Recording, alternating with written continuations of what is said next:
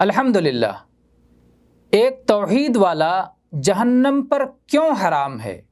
توحید محض اللہ کے تنہا خالق و مالک اور پروردگار ہونے کے اقرار کر لینے کا نام نہیں ہے، جیسا کہ مکہ کے بت پرست بھی اس کا اقرار کیا کرتے تھے، اس کے باوجود وہ مشرک ٹھہرے۔ توحید میں یہ بات شامل ہے کہ اللہ کے لیے محبت ہو، اللہ کے لیے ذلت و پستی اور سرنگونی ہو، اللہ کی اطاعت و فرما برداری کے لیے سر تسلیم خم ہو، کسی آمیزش اور ملاوٹ کے بغیر اسی کی خالص عبادت ہو، تمام اقوال و اعمال من و عطا اور محبت و نفرت انجام دیتے ہوئے اللہ ہی کی رضا و خوشنودی مقصود ہو۔ یہ توحید ایسی ہو کہ صاحب توحید کے لیے معصیت و نافرمانی کے اسباب و محرکات اور گناہوں پر اصرار کی راہ میں حائل ہو جائے۔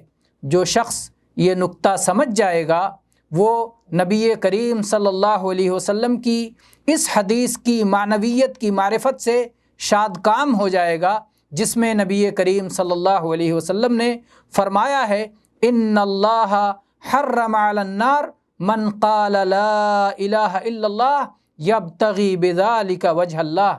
صحیح بخاری حدیث نمبر 425، صحیح مسلم حدیث نمبر 33۔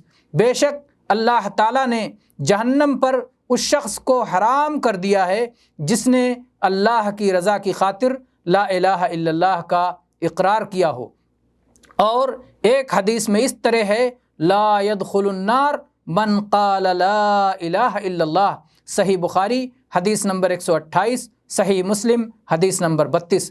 جہنم میں وہ شخص داخل نہیں ہوگا جس نے لا الہ الا اللہ کا اقرار کیا ہو۔